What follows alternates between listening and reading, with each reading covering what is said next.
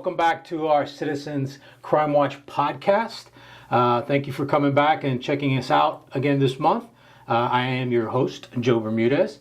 Again, we're very privileged and happy to have our guest here today. Again, as I usually say in these podcasts, it's one of the great things is I get to interview my friends. I get to put my friends on the hot seat to them to talk about their jobs and their duties. Today we have a very special guest. Again, I guess a good friend of mine. I've known him for years, and now I think he's in his dream job. I think, and I'm sure he'll talk about that now in a minute. But we're very honored to have Lieutenant Mike Barrios here, with Marine Patrol Commander, Marine Patrol 1.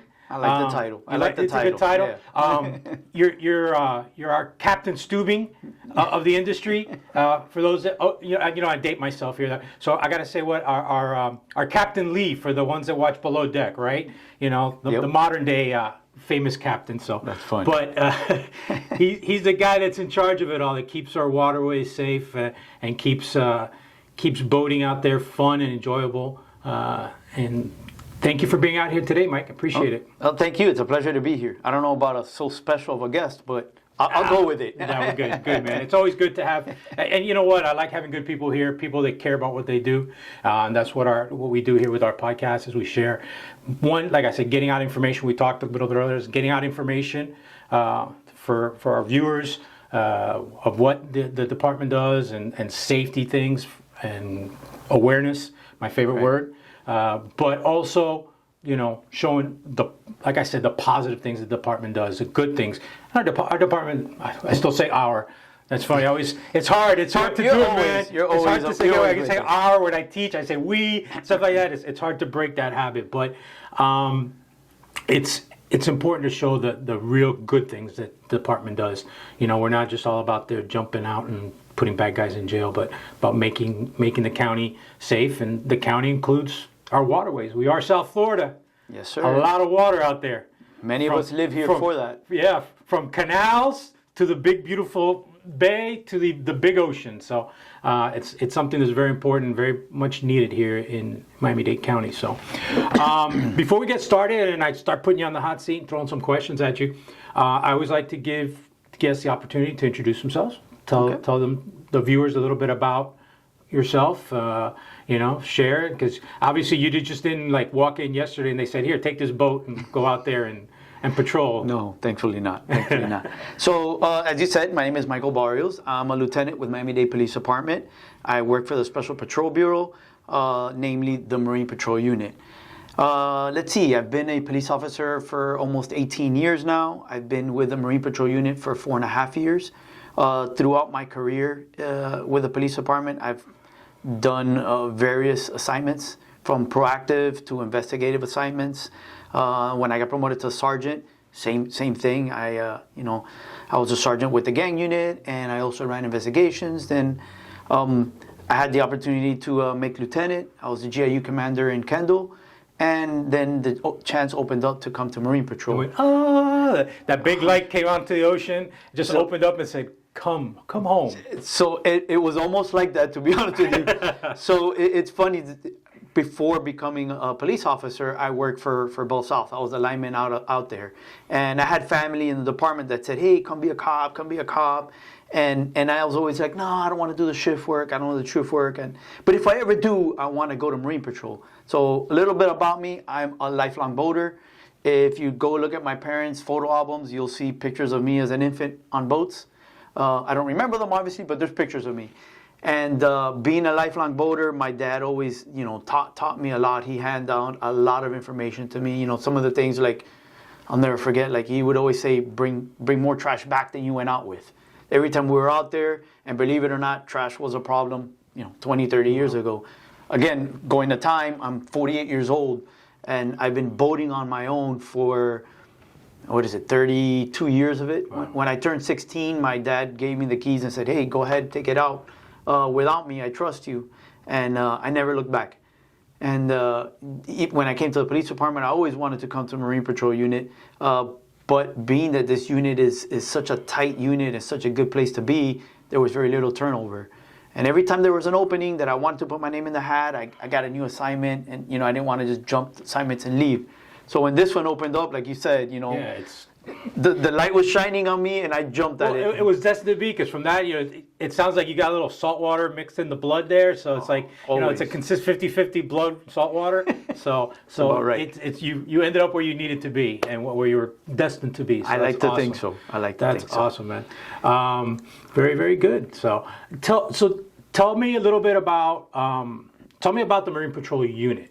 Okay. Because I know obviously you're going to talk about, like you just mentioned, it has very little turnover. Because I know guys that are still in Marine Patrol that have been in there since way back, like almost when I started, or just about, getting to, a few of them have left, but there's those like, when I was on for a few years, they're still there. So over the next few years, we'll be a very young unit. Right now, I'm probably maybe a 70-30 split, with 30% being senior guys. When I first took over, 4.5 years ago, it was mostly senior guys. And when I mean senior, I mean guys who have been in Marine Patrol for 20 plus years, a greater majority of their career. So it's obviously a place, judging by that, it's a place that is nice to work in, and, they stay here. They don't want to go anywhere. There's some guys that, consider promotion, but they like the job so well that they bypass it to stay here. And it happens. That's what happened with me, man. I had that aspirations of going, and I found my niche in community policing, and like I stayed there. I was done. That was my home. So that's it. And but having said that, this is a very busy unit, and lately since COVID, I would say it's really ramped up. But it's still, the interesting thing about the unit is most of the guys are boaters who happen to be cops. We're not police officers that took a new assignment. Most of them have boats on their own. If they don't have one, they're looking to get one, or they just sold one. These guys they love the water, and it comes at a price working at our unit, because a lot of these guys that are senior guys, they can work in units that are Monday through Friday day shift, and we are day shift, but everyone in the unit works either a Saturday or a Sunday. So when most officers have 25 years in the unit, in the department, and they're looking at Monday through Friday job, these guys are still working weekends out there. So most of them, and it's it's funny you say, because it is a dedication. Because I've had a couple friends that were like Captain Ahab. If they could live on the sea, they would, and they had the same aspirations. That I wish I can go to Marine Patrol, but you know what? It's like they have to work holidays. Yep. So I'm sure we'll get into that, but. Memorial Day, you're out there. 4th of July, you're out there. You can't take a day off. So all the days that you would normally take your private boat out there to enjoy, you're working. Yes. So that it was a trade-off. They're like, I don't want to give up my good life, my be able to travel and stuff like that. Absolutely. Yeah, so. It's not all glory and sun, gin clear waters and beautiful days. There is a little bit of a trade-off, but the passion for the water. It's a dedication, though, and it's great to have that because we need it. Yep. It has to be out there. So how many officers you guys have now? So our unit, we're 26 officers in total, including myself. We have 3 marinas that we work out of. On the south end, we have Black Point Marina. Mm-hmm. At the middle of the county, you have Matheson and Hammock, and in the north end, you have Pelican Harbor Marina. So I have 3 squads that work for me, and then on top of that, I have a full-time dive unit. They augment Marine Patrol. They do their diving stuff during the week, and on the weekends, they're on the water with Marine Patrol just to have a force multiplier. And then I was just given 4 more officers to patrol the river. So on weekends and hot times, they go up and they patrol the river, because there's been a lot of illicit activity in the river. So we're a pretty big group. The divers are all either Marine Patrol certified or working to be. And the Marine Patrol guys, most of them are certified police divers. So in the case of... you work hand in hand. Hand in hand, obviously. Right. Yeah. You got to get the divers out there somehow. So absolutely. Although the divers love to be on the salt water, they never dive the salt water. It's always, the dirty waters of our canals with zero visibility. So whenever they get an opportunity to be on the nicer water, they will jump on it. But, we have a dive coming up where we want to pull out multiple cars. It's going to be a technical dive. So my 4 divers, it's beyond their control, their powers, I guess. and Marine Patrol will come out and help them out and jump in the waters. So they all report to me, so they all work together anyways. It's a good teamwork and stuff like. Now let me ask you something, because you said divers. Little fun fact for I think you told me you're the first Marine Patrol commander to also be. Correct. To be So in our whole department, we have a lieutenant who's a diver, but he was a diver as an officer and as a sergeant. Then we also have another officer who came in as a sergeant that became a police diver back when we had the intergovernmental group. Mm-hmm. But I'm the actual first lieutenant in Marine Patrol who went through dive school and is a certified police diver. I jump in the water with the guys too. Awesome. I don't expect them to do something I wouldn't do. So if they're jumping in dirty water, I'm with them. And you know what? That's respectful, because I'm sure they look up to you and say, listen, if the boss is going to jump in this nasty canal, then I might as well do it too. So That's awesome. Congratulations on that, man. Yep. Congratulations. So, what kind of boats do you guys have? So our whole unit, we've got 17 vessels. We'll hopefully get one more. 2 of them are flats vessels, mostly the divers use to get in our shallow water canals. If we need to get to a sandbar, we can deploy those. Then every marina has got 4 or 5 vessels assigned to them. For instance, every marina's got a foul weather vessel, what we call it, which is an enclosed boat. Kind of picture what you usually see the Coast Guard in. It's got a soft side around it, fully enclosed. Those are for the real hot days. We have the air conditioner. Doesn't always work, but you're in the shade.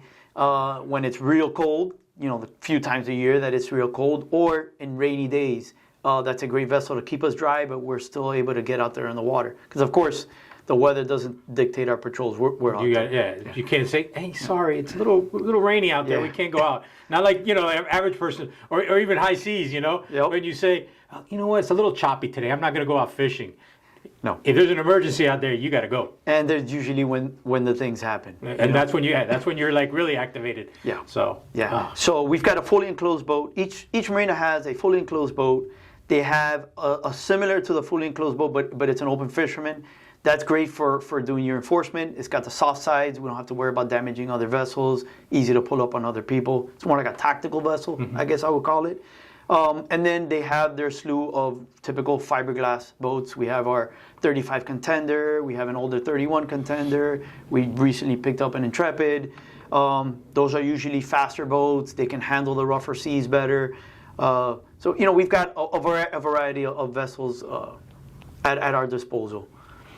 So very good.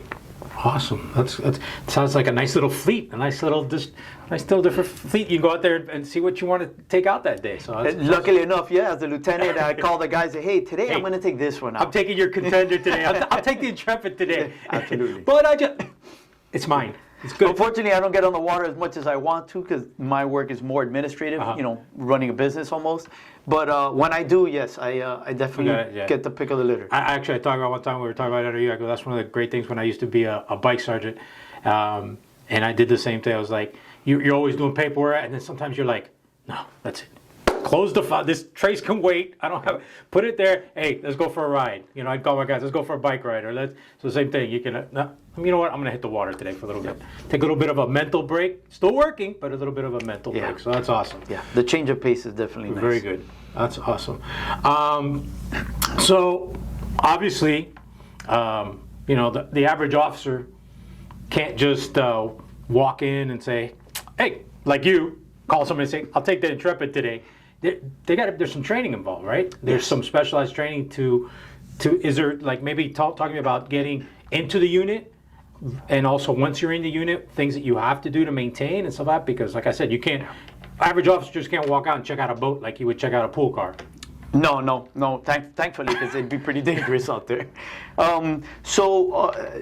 Any police officer, any sergeant, lieutenant that wants my spot, they can apply for it. It's an interview process like many positions in the department. But before you get your interview, you have to do a swim qualification. There's I want to say it's, maybe wrong, but it's an 800-yard swim where you cannot stop. We do it at the Training Bureau pool. You have to tread water for 10 minutes. And you got to go and get a 10-pound object in 10 feet of water and pull it up. that's the gist of the swim. It's not a difficult swim, but you'll be surprised of how many people they can't complete it. So that'll weed out some of the people, unfortunately. But once you pass that swim, we schedule you for an interview. We interview you. Depending on how you do, we rank you. And whenever we do get an opening, you come to Marine Patrol unit. Once you're in the unit, we have two, I guess, milestones. One, we put on every year an 80-hour boat school, law enforcement boating school, where we put some of our own MDPD officers through it. But it's also attended by various other agencies. That program has grown to, it's kind of like a staple for many of the county agencies. In fact, lately we've been having agencies from throughout the state and even the country. So wow. We've had Louisiana and Texas send us officers. That's awesome, man. It's pretty good. It's pretty humbling to see. It shows you when you got something like that. When somebody comes and travels to do your program, that's pretty. Kudos. That's a lot of kudos. Yeah, when you sit back and watch them in training, it's like, wow. I mean, like you said, it's the ultimate compliment to me to have other agencies come and train with us. But it's an 80-hour training where we don't take anything for granted. We start at square one. We teach you how most of our vessels are twin engine. Some are triples. So we teach you how to navigate just on throttles. We teach you the understanding of how the engine affects a boat. Then we incorporate steering, and we run the whole gamut till where the second week we're doing boat to boat, high speed, you name it. We'll have fun. It's a fun class. It's a challenging class. So we have that class. You have to pass that class, which most people do. And then on top of that, when you're assigned to our unit, we do a 6-month field training program, where every month you ride with a different officer at a different marina. So you learn our geography, because obviously on the water there's no stop signs, there's no street lights. It's a whole different world. So you get to learn the geography throughout the whole Dade County. And we'll cycle you every month through a different marina. We'll put you with different officers that we have dedicated because they're good at boating, they're good at instructing. At the end of the 6-month period, depending on your skill level, so that training program, we may have to extend it. We've had to extend it up to a year. So depending on your skill level, you may finish at the 6 month, anywhere between 6 months and a year, and then we'll do like a final checkoff ride. We'll test you on every skill that you should have learned throughout the process. We try and put you in situations that you're going to see, while patrolling the water, although it's ever changing, being an officer, there's no, right. I don't think two calls are ever alike. But we try and get you with a bunch of information, kind of like a toolbox that you can reach into, so that when you do run into a problem, you've got something to go on. Once you finish that checkoff ride, you're a full-fledged officer. You're good to go. You can operate by yourself on one of our boats. We normally ride 2-man just for officer safety. It gets complicated, a single rider, but you are signed off to operate. If you have to go by yourself. Yes, sir. Awesome. Now, all this training that you said you get afterwards, before they go in, obviously you said earlier that most of your, or I guess the majority of your staff is personal, they're personal boaters. They've lived that life for personal. Do they need to have any kind of qualifications before they go in, like a boating license, a boat captain, or anything like that? No. So obviously it probably helps. Correct. With when it comes to the interview process, but Absolutely. It's not required. Correct. You don't. We ask that you have your boater's ID card. Your at least open water certification for diving. Obviously, some boating experience is huge for us. But it's not, we have some officers in our unit now that are non-boaters, and they're going through it. So, cool, very good. So it sounds like some interesting training, and talking about a year, it's not easy. No. It's like, again, it's not like you say, hey, can I check out the boat, and you go out, the same thing. It's not like, hey, you're Marine Patrol, here you go. But it's a long journey. So. Yeah, I mean, you got to be able to navigate and name all the waters in Dade County. You'd be surprised of 3 different names for the same island, and everyone knows like Elliott Key, for example, but Old Rhodes Key, for example, it's right by Caesars. It's not a place that's normally visited. I'm lost already. I'm like, I'm gonna ride with you. You can be my boat captain. So you have to be able to, because if somebody calls, it's a distress call, and the person is familiar with the waters, and they're like, hey, I need help. I'm at Old Rhodes Key. My officer is expected to know and start heading that way. So you got to be able to navigate all our waters with and without the help of a GPS. It's not like you can say to, hey, I'm on Bird Road at 87th Avenue. I need help. I'm next to a big building. Exactly. No. Hey, I'm out in the middle of the ocean and I see a bird. There's water and some mangroves. That's it. So, yes, sir. Interesting. Yes, sir. Incredible. So you get all this training out of the way. You get all this going. Let's talk about the average day of a Marine Patrol officer. Obviously, it's not what the guys say. Hey, yeah, this guy grabs his fishing rod, he jumps on the boat, and he goes out fishing for the day. He's getting paid to be out there and loafing around on a boat. It's not that. I know it's not that. No. And I've been out, with some of your Marine Patrol units before and stuff like that. And I mean, top notch. Kudos to the guys that work for you, because I have dealt with a bunch of them in the past, and they're phenomenal as far as what they do and how they know and going out there. They've helped me out a lot. We've taken out our kids for some of our programs and stuff in the past. But talk to me about an average day where it's not something special like that, but what they do. So it's difficult because every day is different and it varies. It's crazy. So I guess your typical average day, the officers will get there in the morning. They'll do their admin paperwork, decide what vessel they're going to take that day, and they'll do a quick inspection of the vessel, make sure their lights are working, make sure they have their safety gear on, make sure the engine's got good oil level, make sure the telltale water squirting, I don't know the exact terminology, I forget it. I have my own word for it, but I don't know if it's appropriate. But a little thing that urinates out of the engine, make sure it's got water circulating through it, right? Typical basic, make sure they're not going to be left out there stranded. Because then they need rescuing. Exactly. That's the last thing we need to get to. So, but check the vessel, make sure they have all their equipment, load their equipment on the vessel on heavy days, on business days and weekends. The divers, the Marine Patrol guys who are certified divers, they'll throw their dive gear on to make sure we can have a quick response, and they'll go out there and patrol the waterways. They'll anything from violating manatee speed zones, operating your boat reckless. Every once in a while, we'll get a search and rescue mission. A stranded boater, you see a lot of those. You name it, the whole myriad of things out there. A lot of the crimes you see in the water are occurring, on land, are occurring on the water, so we respond to a lot of that stuff. Vessel accidents, you name it. And then take all that, and they also, I know we've talked, they're also responsible for not only that, checking the boat, but sometimes they may have to fix something, right? Yeah, so a lot of the times. So in my unit, aside from the 26 officers, we have 2 full-time mechanics. Those poor guys, and they're wonderful mechanics. They're not the type of guys that just swap parts out. They will actually fix our stuff. And imagine maintaining a vessel, a fleet of 17 vessels. I want to say it's something about 38 engines in total. And we service them religiously at the 100-hour mark. So, and we're hitting the 100-hour mark consistently. So these guys, I got to give them credit. They have their hands full. And they do everything from repower, you name it. But yeah, the Marine Patrol guys, before they go out, if a light is out on a navigation light, anything simple mechanic they can handle, they'll knock it out. Something that's bigger, then we'll call the mechanics. We'll take the boat over and they'll deal with it. So yeah, you gotta be able to turn a wrench.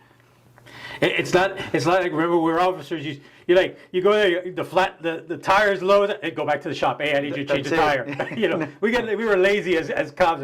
Yeah. Hey, there's the check engine light is on. Can you take a look at it? And you kept the GSA guys in the back busy, but there's nobody there. You got to take care of yourself. Yeah, so. There's a lot of adulting, I would say, that happens with Marine Patrol besides being a police officer.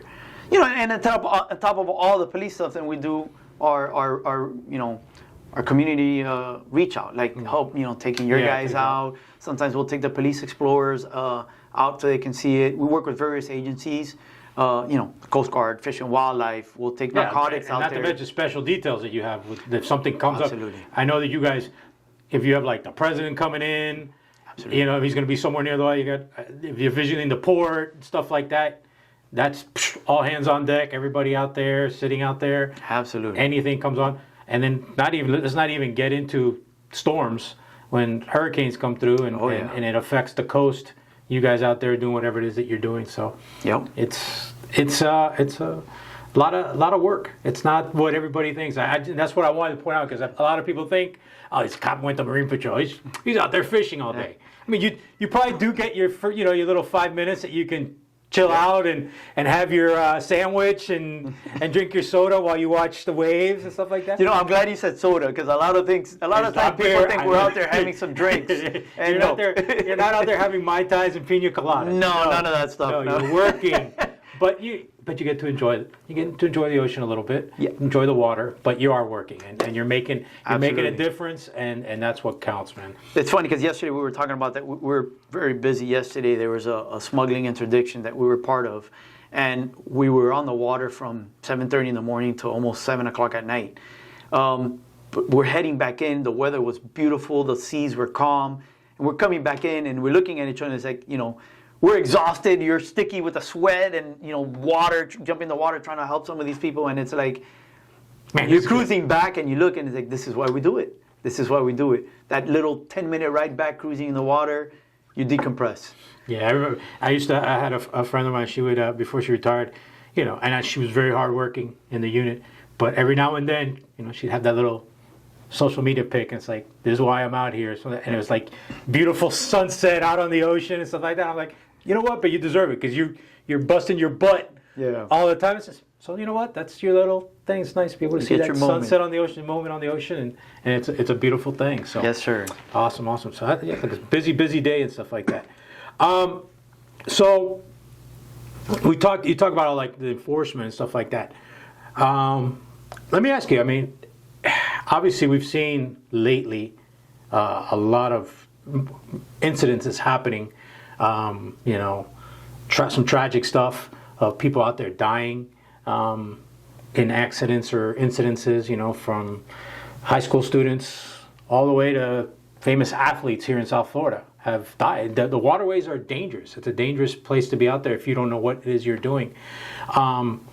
Maybe touch on, obviously we don't have time here to go through a whole full boater's course on rules and stuff like that, but what are some of the dangerous things that you've seen boaters out there doing that we should be telling them, don't do this, you should know better not to do this, Right. Some of the stuff that you could tell me, that's not. So I guess probably the biggest one I would say maybe is boating under the influence, right? It's like DUI. And just like it's dangerous on the streets, it's dangerous on the water. Fortunately, unfortunately, depending how you look at it, there are several people that will get away with boating under the influence because it's a wide open ocean. It's harder to hit things. But nevertheless, it's still dangerous. It's still illegal.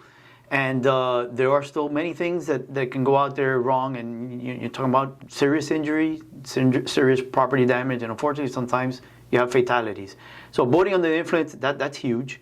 I think it's heightened on the water because of the heat. And also, and I would think, I know my perception of it is when you're going out on the boat, there's probably more chance that you have booze on the boat than if you're getting in the car. Most people don't say, hey, I'm driving to Walmart, let me throw a 6-pack in the back seat. Right. But if you're, hey, let's go out to Elliott Key, you're throwing a cooler in there with some drinks. Correct. So the chance for it to happen is greater. Absolutely. I mean, just to heat alone, your body's going to dehydrate. You're going to have less water in your system. Your alcohol to water ratio is way on the wrong side.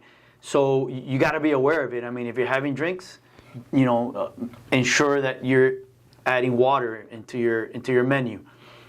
Wow. So that's something that's really crucial, really important. Is be aware. You have to be a responsible boater when it comes to that boating under the influence. We see that. So you had, boating under the influence is tragic. Yep. It's something that we see, like you said, is probably more prevalent out there. But I'm sure there's a lot of other safety things that you guys see out there that probably something that may not be in the normal world that a police officer deals with on the street, but obviously you guys got to deal with.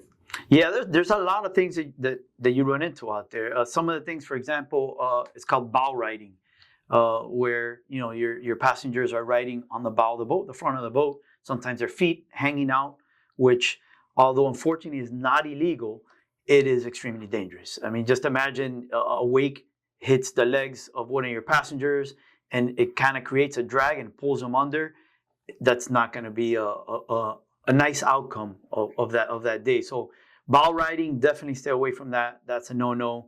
You got to understand when you're operating your vessel, you're responsible for your wake. So if you pass near another vessel that might be, docked at the back of the house or other vessels together, or just someone out there, you're responsible for your wake. If you're out there, you're plowing, creating a huge swell, and you damage another vessel or hurt other people in it, ultimately it's on you.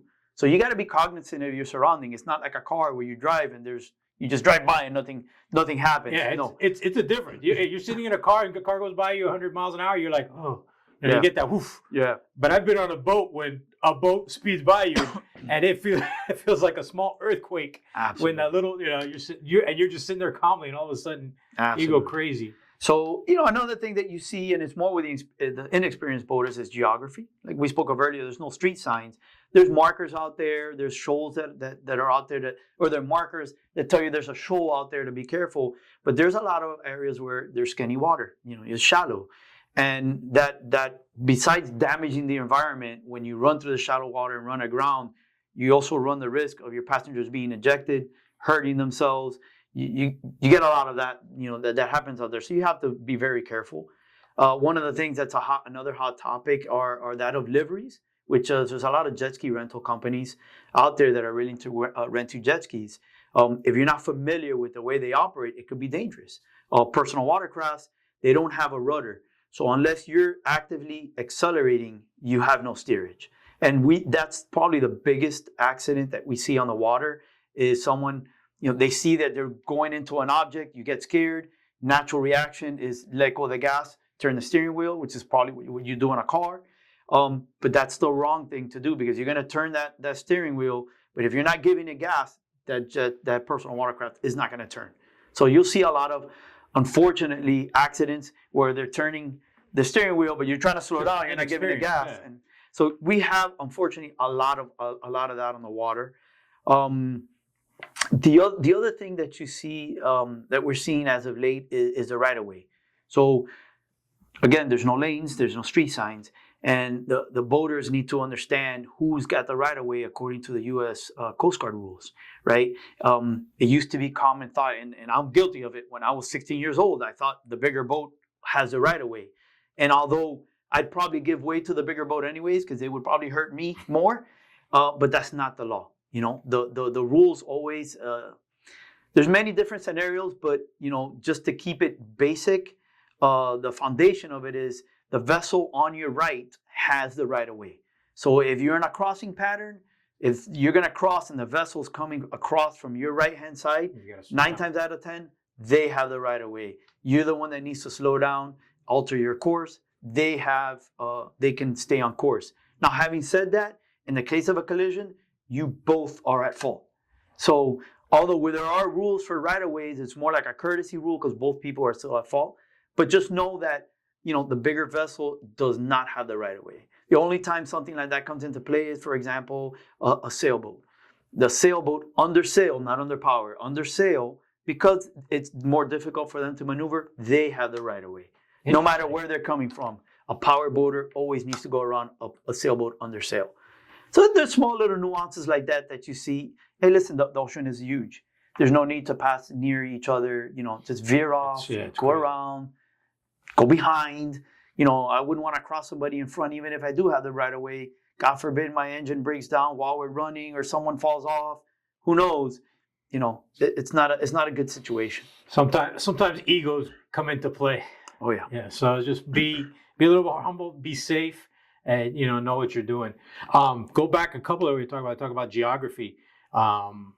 It's an interesting thing when it comes to being out in the ocean, because like you said, you got to know how it is. Obviously, talking about how you said if you hit a ground, everybody's going flying. It's not like you're in a car. When you hit a ground, that boat stops. Everybody goes in a direction. And just talking about a couple instances where I've seen when I've been out on a boat. One was just a few weeks ago. We were up down in the Keys, and we're trucking along. We're coming up towards the sandbar there, and I told my friend, "I go, hey, it looks like there's something there in the water." And he looked and he goes, yeah. So he slowed down and kind of veered around. When we got closer, it was actually one of the markers that had gotten knocked down.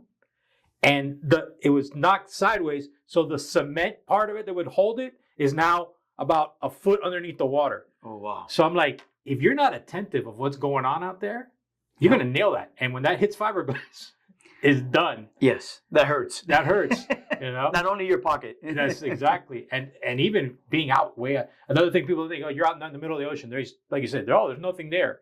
Going back, I like throwing my little stories here, but years ago, I'm going with my friend, we're going across the Bahama Banks. And the same thing, we're cruising along and we see like some dark spot out there. And I'm like, I go, hey, he goes, do you see that? I go, yeah, I see that too. So he slowed down, and when we got close, it was a freaking tree. Oh, wow. A whole tree that had gotten, I guess, uprooted somewhere or whatever, and was just floating along there. And I could just imagine if you're not paying attention and you hit that, 40, Absolutely. 50 miles an hour, you're done. And you're in the middle of the ocean. Absolutely. Ain't nobody going to come help you. So our rescue's not going to be there in 2 minutes. Nope. Although they're pretty quick, though. They got boats on the water, but yeah. So it's funny you mentioned that. There's a saying that I learned when I was a kid. It was green, green, it's clean. Blue, blue, sail on through. And brown, brown, run aground. So, and it always stuck with me. But this past summer, I was over at Bimini. And my GPS, for whatever reason, the chip wasn't working. So I didn't have that many details. And I was going to go out to Honeymoon Harbor for the Stingray part. I heard it's closed now, but back then it was open. And I'm on my way there, and I'm noticing the water slowly turning to the brown, brown, run aground.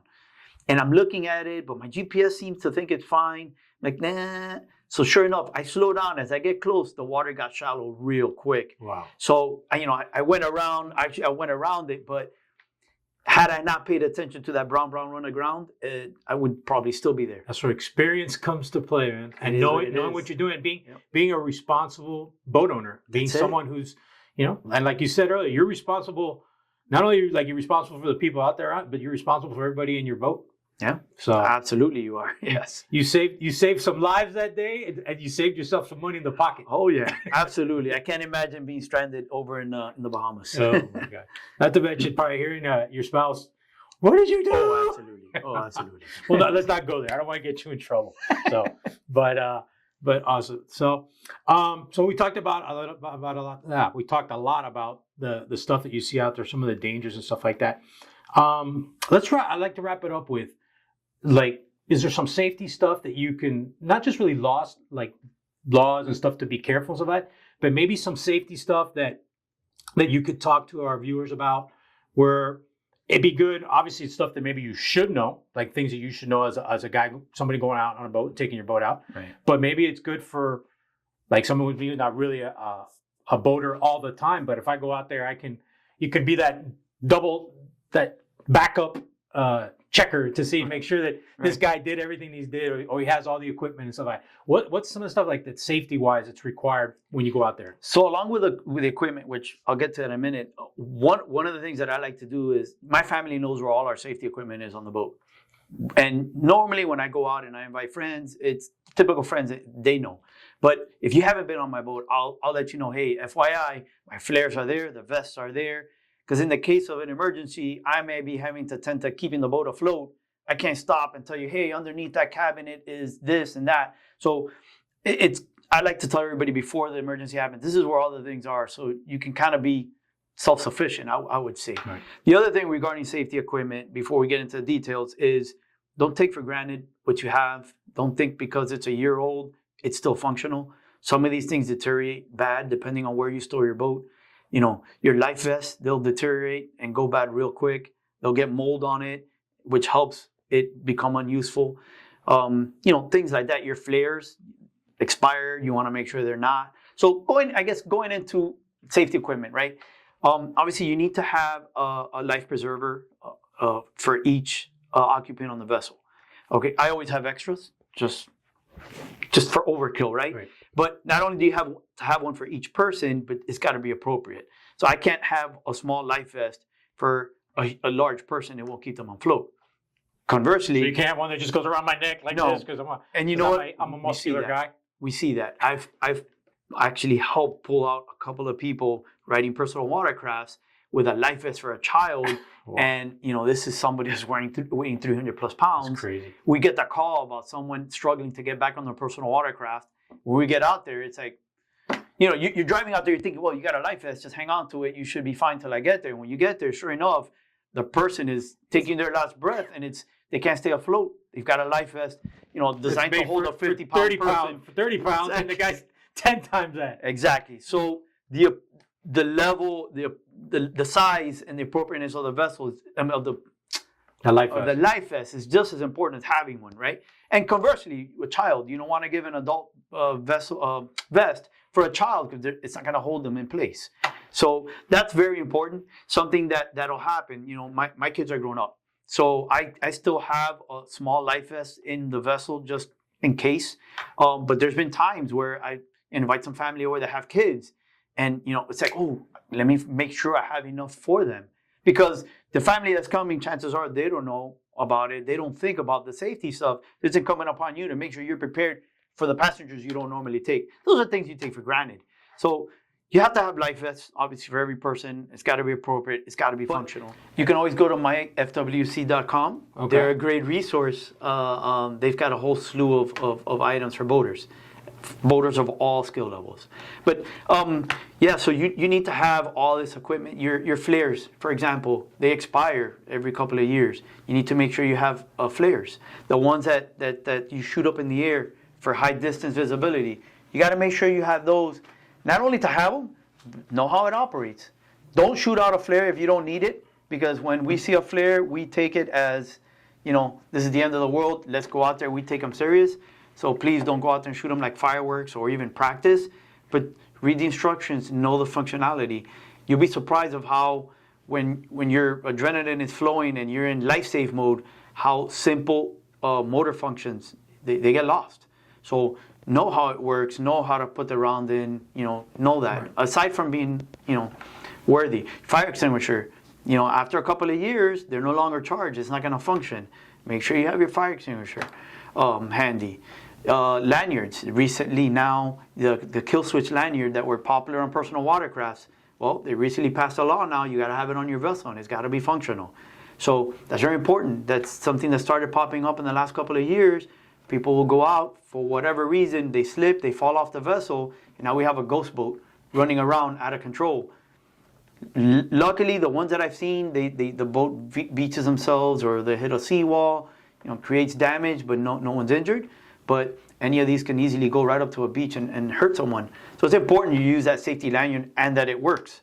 A lot of times you repower your boat. If you don't do it right and it's not functioning, you can pull that, but it's still going. That's a bad day. Yeah, that's not good. So there's a whole slew of things. Your trailer. People, if you are not lucky enough to have your boat on the water stored and you have to trailer it, listen, a lot of people will skimp out on a trailer and, it's not a big deal. Well, if you love your boat, you better carry it on something that's going to take good care of it. Bearings on the trailer needs to have grease on it. They need to be replaced periodically. The bunks that hold your boat, they got to be functional. You don't want to damage that.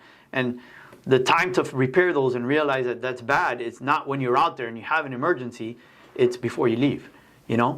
Check your tire pressure. Check your tires to make sure they don't have dry crack. If the tires are 5 or 6 years old, think about replacing them. Again, you don't want to learn, on your way to having a nice day and be cut short because of this stuff. So all this gear, your navigational lights, for example, make sure they work. Even though you're not planning on staying out late, you may have something that holds you out late, or you may decide, hey, I'm going to stay out late today. You don't want to find out once the sun is down that your lights are not working. So before you head out, just run a quick check of everything. Yeah, it's important. You'll be surprised. Listen, the salt water is a very harsh environment.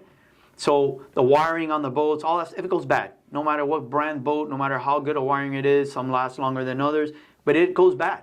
So just check it. Don't take for granted anything on the boat. And it's stuff that you're going to learn if you take these classes, these courses that are recommended out there for boaters, right? Yep. And stuff. Now, you mentioned a couple of times, you mentioned a boater ID card. Yes, sir. Is that something that's required for everybody to have it? So if you were born after January 1st of 1988, you're required So to old have. farts like me, we're good. But I good. should still take it. It doesn't hurt to have it. Exactly. It's a little simple course that, depending on your skill level, it can take you between an hour, maybe a couple of hours to get through it. Very simple. Just because you have your boater's ID card doesn't mean you can go out there, or it means you can go out there and boat, but I would suggest against it. Go out there with an experienced boater, learn the ropes first before you go out there. It's always good, man. Safety is always good, and you'd be surprised. I'm one of these guys. Even in I love education. I love taking classes and training classes. I'm always something comes along and take it because there's no way in the world that you know everything, and you could be sitting in a class and something pops up, and I'm sure they update things, and you never know. It's something you'll learn, and you can be prepared. So and you know what? My guys are all boaters. We all love boating. There is no shame. In fact, I support it. If you're out there and you're not comfortable, you're going somewhere you've never been before, and you see one of my guys out there and you want to flag them down, by all means, ask questions. My guys, they love the water and they enjoy educating the public whenever they can on positive ones, right? Not educating you when I'm pulling you out of the water, telling you wrong vest, but before something happens, flag them down. And I've always said that I'd rather be the guy that goes out there and teaches you how not to be a victim or something not to happen to you, than have to be the officer that responds or the detective that responds later on after you've been a victim. It's always we always like the positive side of it and stuff like absolutely. that. So. Absolutely. LT, thank you very much. I appreciate you coming out, sharing this important information. It's great to have. It's stuff that we needed to get out there, especially now. Summer's here. So people are going to be out there on the water, enjoying what South Florida has to offer. That's why, like you said earlier, that's why a lot of people live down here. Is because the water. It's there for us and for the boaters and stuff like that. So thanks again for coming out. Truly appreciate it. Be safe out there when you're on the water. Thank you. Watch out for big, giant sharks like Jaws. What is it? We're going to need a bigger boat. But I'm sure you guys, you and your staff are top notch. I've always been impressed by them, and I'm sure I know South Florida waters are a lot safer because of you and your team. So thanks again for being here. Thanks for sharing. Again, thank you to everyone for joining in and being here with us this month. Enjoy your summer. Enjoy being out on that water safely. And remember, crime prevention starts with you.